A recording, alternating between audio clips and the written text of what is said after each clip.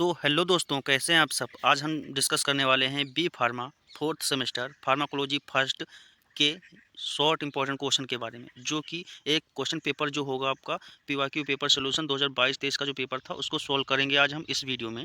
तो बने रहिए अपने यूट्यूब चैनल फार्मा ट्विटर पर, और अगर आप इसकी पीडीएफ लेना चाहते हैं तो आप टेलीग्राम चैनल फार्मा ट्विटर पर विजिट कर सकते हैं और वहां से आप डाउनलोड कर सकते हैं। तो आज हम इस वीडियो लेक्चर में ऑल इंपॉर्टेंट क्वेश्चंस को डिस्कस करने वाले हैं एक ही वीडियो में। तो ये वीडियो लेक्चर आपके लिए मस्ट होगा कि आप जो भी फार्मेसी वाले स्टूडेंट्स हैं उनके लिए इम्पोर्टेंट रहेगा। तो इसके लिए आप प्लीज़ इसे लाइक करिए, सब्सक्राइब करिए इस चैनल को और इसे ग्रो करने में हेल्प करिए। तो स्टूडेंट्स, अब हम देखते हैं अपना जो लेक्चर है ये है, उसका फर्स्ट क्वेश्चन है। क्वेश्चन क्या पूछा गया है? Define drug tolerance. तो ड्रग टॉलरेंस को डिफाइन करना है। अगर हम ऐसे ही नॉर्मली बताते हैं तो टॉलरेंस का मतलब क्या होता है? जब भी हम कोई ड्रग को सेम डोज पर रेगुलरली यूज करते हैं ना, तो वो ड्रग कुछ समय के बाद उसका जो इफेक्ट होता है वो घट जाता है, कम हो जाता है, तो वो टॉलरेट कर जाती है ड्रग, तो उसे ही हम ड्रग टॉलरेंस कहते हैं। देख लेते हैं डेफिनेशन क्या होगी। It is the diminished effect या फिर response of any drug when drug give repeatedly. देखिए यहाँ पर repeatedly for long duration in the same dose, और जब सेम डोज में रिपीटली हम लॉन्ग ड्यूरेशन के लिए यूज करते हैं तो वो उसका जो इफेक्ट होता है वो कम हो जाता है, टॉलरेट हो जाता है, तो उससे ही हम ड्रग टॉलरेंस कहते हैं। एग्जांपल देखते हैं, जैसे एक्सेस यूज ऑफ पैरासीटामोल। अगर हम 500 mg की अगर कोई पैरासीटामोल की जो टेबलेट होती है उसको हम रेगुलरली यूज़ कर रहे हैं, तो ऐसा होगा कि कुछ समय के बाद उसका जो इफेक्ट होगा वो कम हो जाएगा, तो हमें 625 या फिर 50 mg की हमें ड्रग लेनी पड़ेगी। तो ये होता है ड्रग टॉलरेंस। अब देखते हैं नेक्स्ट क्वेश्चन क्या है। सेक्शन ए का क्वेश्चन पूछा गया है, व्हाट इज एंजाइम इनहिबिशन। तो एंजाइम इनहिबिशन क्या होता है उसको डिफाइन करना है, और गिव वन एग्जांपल, और एक एग्जांपल भी बताना है। तो हम देख लेते हैं आंसर पहले। तो एंजाइम इनहिबिशन, इनहिबिशन का मतलब हो जाएगा इनहिबिट। इनहिबिट का मतलब होगा स्टूडेंट्स कि कोई भी जो एंजाइम की रिएक्टिविटी होती है, मतलब जो हमारा बायोलॉजिकल ड्रग का एक्टिविटी होती है वो एंजाइम के द्वारा अगर इनहिबिट की जाती है तो उसे ही हम एंजाइम इनहिबिशन कहते हैं। डेफिनेशन क्या होगी? Enzyme inhibition are the process to inhibit the metabolic activity of drug by using enzyme. तो एंजाइम की हेल्प से जब हमारी ड्रग की जो मेटाबॉलिक एक्टिविटी होती है वो डिक्रीज की जाती है, तो उससे ही हम एंजाइम इनहिबिशन कहते हैं।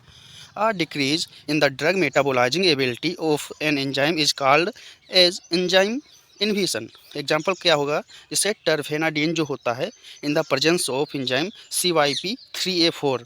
तो इस एंजाइम की प्रेजेंस में CYP3A4 एंजाइम की प्रेजेंस में इनहिबिट कर देता है, तो जो एक्टिव एंटीहिस्टामिन एक्टिविटी होती है वो डिक्रीज हो जाती है टर्फेनाडीन की।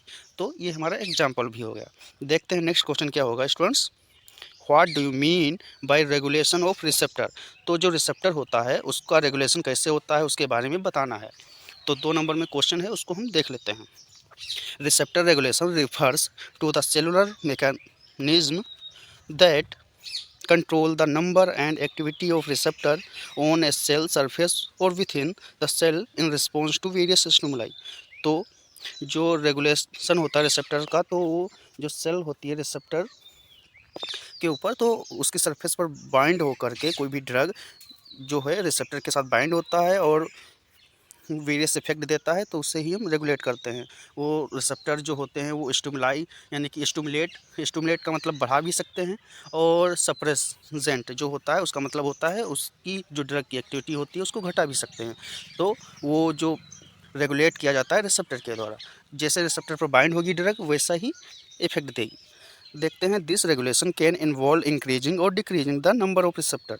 और इसमें जो रेगुलेशन होता है उसमें इन्वॉल्व होता है, इंक्रीज भी हो सकता है और डिक्रीज भी हो सकता है नंबर ऑफ रिसेप्टर।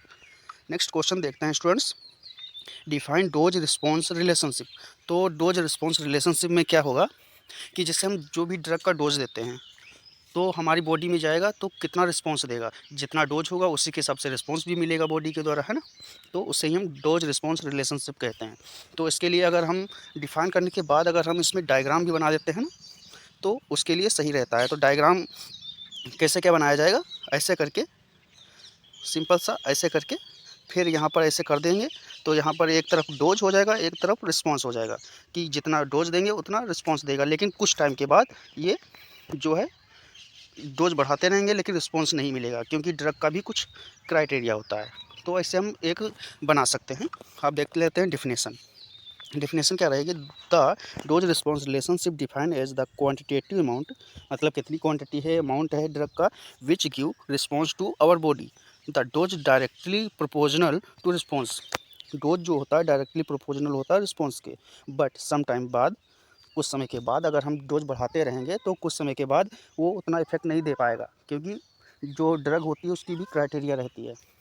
तो डोज जो होता है अगर बढ़ाएंगे तो रिस्पॉन्स भी बढ़ेगा। तो यहाँ पर ये डोज रिस्पॉन्स रिलेशनशिप के बारे में हो गया, और डायग्राम बना के आना है। नेक्स्ट क्वेश्चन क्या है, व्हाट इज को ट्रांसमिशन ऑफ न्यूरो ट्रांसमीटर। तो को ट्रांसमिशन क्या होता है, उसको डिफाइन करना है न्यूरो ट्रांसमीटर में। तो न्यूरो ट्रांसमीटर क्या होता है, ये एक ऐसी टेक्निक्स होती है जिसमें हमारी जो बॉडी होता है ना, सिग्नल सेंड का आउट करता है एक न्यूरॉन से दूसरे न्यूरॉन में, और मतलब सिग्नल का ट्रांसफॉर्मेशन होता है। तो क्या हो जाएगा, डेफिनेशन देखते हैं को ट्रांसफॉर्मेशन के बारे में, ट्रांसमिशन के बारे में। Peripheral and central nervous system release more than one active substance when stimulated. Co transmission is the release of several type of neurotransmitter from a single nerve terminals. और उसका फंक्शन क्या हो जाएगा, इनहेंस और regulate presynaptic release of primary neurotransmitter. तो ये जो को ट्रांसमिशन होता है ना, ये भी एक तरह से न्यूरोट्रांसमीटर ही होते हैं जो कि हेल्प करते हैं, जो प्री साइनेप्टिक से सिग्नल आ रहा होता है उसको, उसके जो स्टिमुलाई होते हैं उनको कैच आउट करते हैं, फिर बाद में सिग्नल को सेंड करते हैं पोस्ट साइनेप्टिक में। तो ये एक प्रकार से न्यूरोट्रांसमीटर ही कहे जाएंगे। देख लेते हैं प्रोसेस ऑफ को ट्रांसफॉर्मेशन।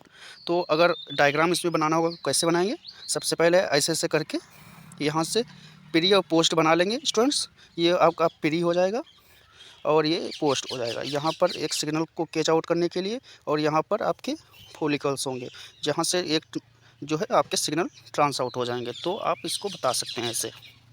नेक्स्ट क्वेश्चन देखते हैं, what is mechanism of action of local anaesthetic. तो लोकल एनेस्थेटिक कैसे वर्क करती हैं हमारी बॉडी में, तो उनके मैकेनिज्म ऑफ एक्शन को बताना है। सबसे पहले तो स्टूडेंट बता दें, लोकल एनेस्थेटिक जो होती हैं लोकली यूज करते हैं, मतलब पार्टिकुलर पार्ट पर। तो हम देखते हैं सबसे पहले क्या होता है उसका मैकेनिज्म ऑफ एक्शन।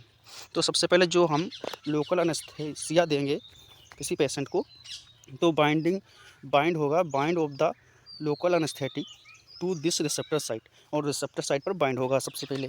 देन क्या होगा, ब्लॉक करेगा ऑफ द सोडियम चैनल को, और उसके बाद सोडियम चैनल को ब्लॉक कर देगा, जिससे क्या हो जाएगा, डिक्रीज इन सोडियम कंडक्शन। तो जब सोडियम कंडक्शन डिक्रीज हो जाएगा तो उसके बाद क्या हो जाएगा, depression of the rate of electric depolarization. तो जो इलेक्ट्रिक डीपोलराइजेशन का रेट होता है डिप्रेस हो जाएगा, कम हो जाएगा। देन क्या होगा, failure to achieve the threshold potential. जो आपका थ्रेशोल्ड पोटेंशियल होता है ना, वो फेल हो जाएगा, जिसकी वजह से कंडक्शन ब्लॉकेज हो जाएगा, और जो आपकी बॉडी होगी वो वहाँ की शून्य हो जाएगी। तो ये पूरी मैकेनिज्म ऑफ एक्शन है। नेक्स्ट क्वेश्चन देखते हैं, what is pre anaesthetic agent, explain with example. तो स्टूडेंट्स ये जो क्वेश्चन था हमने अभी 2023-24 का जो PYQ पेपर सॉल्व किया था उसमें भी पूछा गया था, तो आप वहाँ से भी देख सकते हैं, और इससे ये पता चलता है कि रिपीटेड क्वेश्चन भी आते हैं आपके पेपर में। देखते हैं प्री एनेस्थेटिक क्या होता है। तो प्री एनेस्थेटिक ड्रग वो ड्रग होती हैं जो हम किसी भी सर्जिकल प्रोसेस, मतलब एनेस्थीसिया देने से पहले ही उनको यूज करते हैं, जिससे कि हमारी जो बॉडी है वो कंफर्टेबल रहे एनेस्थीसिया देने के लिए।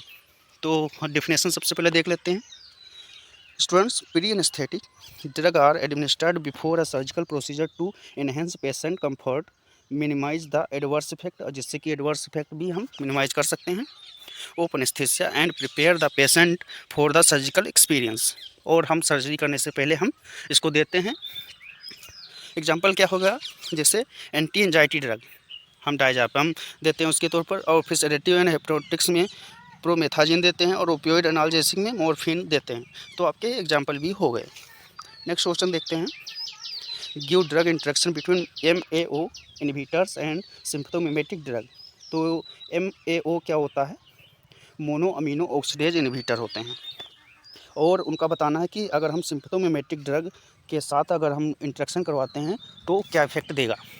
तो हम देख लेते हैं सबसे पहले कि the drug interaction between mono amino oxidase inhibitor and sympathomimetic drug produce adverse effect such as serotonin syndrome. सबसे पहले जो एडवर्स इफेक्ट देगा सेरोटोनिन सिंड्रोम, और हाइपरटेंसिव क्राइसिस भी हो सकता है। क्योंकि ये दोनों ड्रग जो होती हैं सेम एक्शन पर काम करती हैं। तो ये अमीनो ऑक्सीडेज इनहिबिटर को अगर हम सिम्पथोमिमेटिक ड्रग के साथ देते हैं तो सेरोटोनिन सिंड्रोम और हाइपरटेंसिव क्राइसिस हो सकता है पेशेंट को।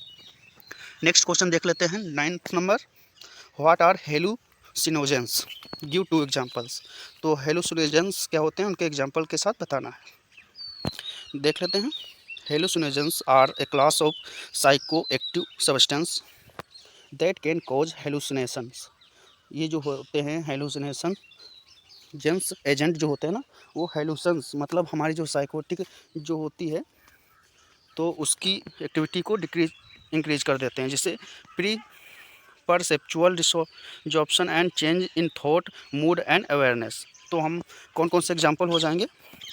ये आपका एक एग्जांपल है लिसर्जिक एसिड, जिसे डाई इथाइल लामाइड, एंड आपका हो जाएगा सिलोसिबिन। तो ये जो भी हैं ये मशरूम के एग्जांपल हैं और मशरूम से ही ये प्रोड्यूस होते हैं। तो ये हेलुसिनेशंस कोज करते हैं। नेक्स्ट क्वेश्चन देखते हैं और लास्ट क्वेश्चन है स्टूडेंट्स इस लेक्चर का। उसमें है different between partial agonist and inverse agonist with example. हमें क्या बताना है, partial agonist and inverse agonist को डिफाइन करना है विथ एग्जांपल के साथ। तो हम देख लेते हैं सबसे पहले पार्शियल एगोनिस्ट क्या होता है। An agonist that is unable to produce a maximum response. तो ऐसा एगोनिस्ट जो मैक्सिमम रिस्पॉन्स नहीं दे पाता है, मतलब रिसेप्टर के साथ बाइंड होगा, वो एगोनिस्ट जो भी ड्रग होगी वो सेम एक्शन नहीं दे पाएगी जितना उससे देना चाहिए, तो उससे हम पार्शियल एगोनिस्ट कहते हैं। Partial agonist such as weak agonist. तो अगर पूरा तरीके से अगर रिस्पॉन्स नहीं दे पा रहा है तो उससे हम क्या बोल सकते हैं, वीक एगोनिस्ट। नेक्स्ट क्या हो जाएगा पॉइंट पार्शियल एगोनिस्ट का। Partial agonist is responsible for the therapeutic efficacy of several drug such as salbutamol, pindolol. तो ये जो साल्बुटामोल और पिंडोलोल ड्रग है ना, उनके साथ एक थेरेप्यूटिक इफेक्ट देता है। नेक्स्ट क्वेश्चन जो नेक्स्ट है टॉपिक वो है इनवर्स एगोनिस्ट। तो इनवर्स एगोनिस्ट का मतलब क्या हो जाएगा, ऐसा एगोनिस्ट जो इनवर्स इफेक्ट देता है एगोनिस्ट के साथ। तो उससे हम दूसरी तौर पर हम एंटागोनिस्ट भी बोल सकते हैं, क्योंकि जो एगोनिस्ट के भी विपरीत इफेक्ट देता है तो उसे हम एंटागोनिस्ट बोलेंगे। तो हम देख लेते हैं definition. An inverse agonist also known as a negative antagonist. Some substance produce effects that are specifically opposed to those of the agonist. The agonist action of benzodiazepines on the benzodiazepine receptor। तो benzodiazepine receptor के साथ bind होकर benzodiazepines के साथ ये effect देता है। तो स्टूडेंट्स हमारा यहाँ पर लेक्चर एंड होता है और मिलते हैं नेक्स्ट वीडियो लेक्चर में। Thanks for watching this video.